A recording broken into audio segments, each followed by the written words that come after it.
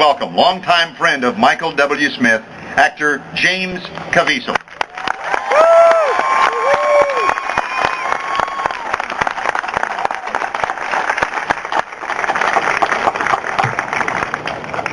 It's such an honor to be here. I first saw Michael perform in concert about 1989. It was this summer, and I drove in my car, and I just started acting at that point. I wasn't any good, but I went and I saw him perform, and there were a few songs up there. One in particular, "Missed the Way," had a profound effect on me.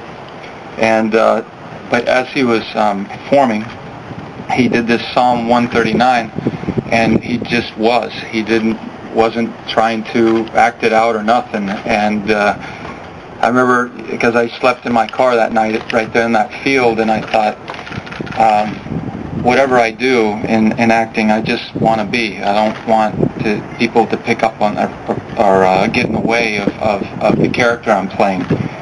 Got to a few years back, I get the phone call that Mel Gibson wants me to play Jesus in The Passion. Well, actually, he wanted me to. It was for a surfing movie, and it was on the premise of that. And Mel smokes a lot, and he smokes like most of you drink water, and so he was really nervous. And after a few minutes of talking with him, we were talking less about surfing and more about passion movies. And I said, "You want me to play Jesus, don't you?" And he says, "Yeah." He wouldn't look at me. And the next day, he called me at home. Now, I know the guy is Mel Gibson. I don't know him as Mel, so he called me. He says, "Hey, Jim, it's Mel." I said, "Mel who?" I was taking the garbage out. And he says, "I don't know, Mel Brooks." And he said, "Do you really want to play this Jesus guy?" And I said, "Oh my God." He said, "What?" I said, "I just realized my initials are JC, and I'm 33 years old." And he said, "God, you're freaking me out." From that point on, we were the film was only supposed to last maybe 12 weeks, and it ended up going on for 5.5 months, 6 months, and my call times were from 2 in the morning till 10, and in the most awkward position for them to apply the makeup. And when we went out, we called it Mel Hell. I'd get on this cross and I would just freeze. But day after day, I was averaging about 2 hours of sleep every night for about a 4-week period. And I got pneumonia, and I also separated my shoulder. And when you're up there on the cross, you start to asphyxiate. And I was in bad shape. This doctor put a stethoscope on my heart. He said, "Mel, he's in bad shape." And during that time, at the end of the film, you see it. My body's, blue. And this Ken Duncan, the still photographer, walks over and puts a ladder up, and he takes these headphones, and I can't move my arm. And he puts these headphones on me. It's actually kind of funny seeing Jesus up there with a CD player.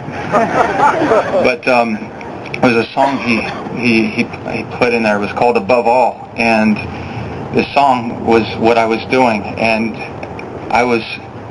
at that moment, I was so overwhelmed that even the heaters would not work, because I was on a 1,000-foot cliff, and the wind would diffuse the heaters.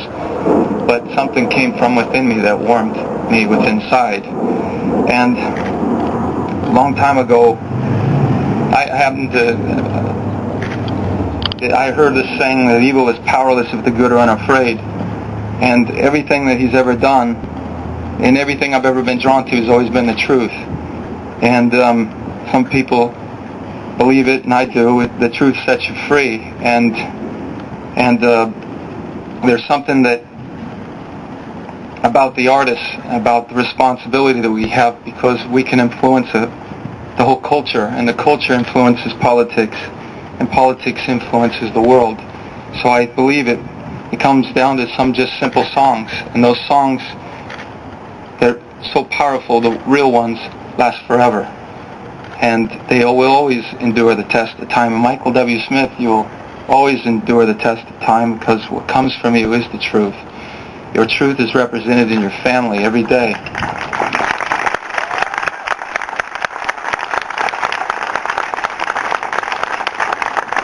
Every day, you know, your wife is just the most beautiful, precious rose, and you treat her as such. You water the flowers. Someone told me a long time ago, Jim, never forget to water your flowers. My flowers, he says, your wife, your children. And he does that every single day. They're sitting right over there. He'll probably introduce them. And his family, they obviously were he was the fruition of something great that came from great family and people that stayed with the truth. That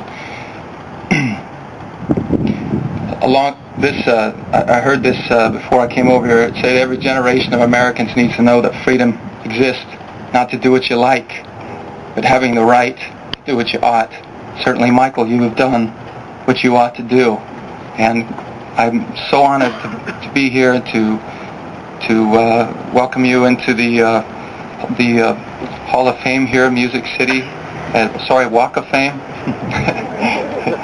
You are definitely one of my truest friends. God bless you, and come on up here.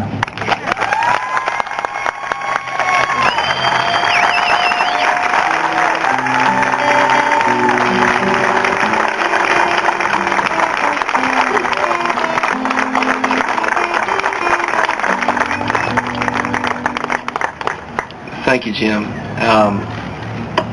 I feel way too young to be able to have this. It's just kind of strange. I thought you always had to be 75 or 80 years old and 50 years of service to kind of get this sort of thing. So it's a little overwhelming for me. I am grateful, though. I'm very, very thankful, especially thankful to my mom and dad, who are my greatest fans. Who believed in me. They let me drive their car because my car in West Virginia wouldn't make it here in 1978. I stayed in what was known then as the Hall of Fame Hotel over on Demonbreun, and came here and had an appointment with a publishing company to see if they liked my songs. They thought my lyrics were horrible, but they loved my music, and a month later I moved. I've been here ever since. I love this town. I talk about Nashville everywhere I go. It's changed a lot, and it truly is a great place to raise a family. I wouldn't be standing up here today if it hadn't been also for my wife, who, just like John's wife, I met her here as well, a Nashville native. We've been married 25 years. I have 5 beautiful children who have just changed my life.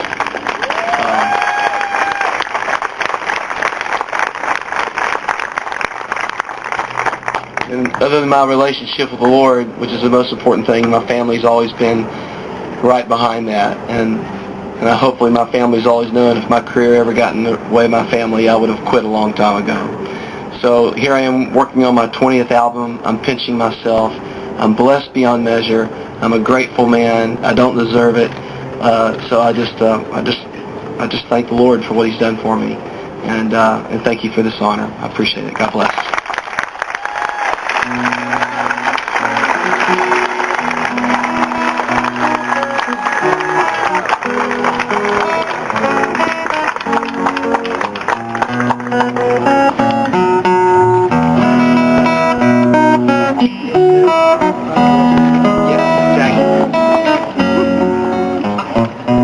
I give you Michael W. Smith, his star on the Music City Walk of Fame.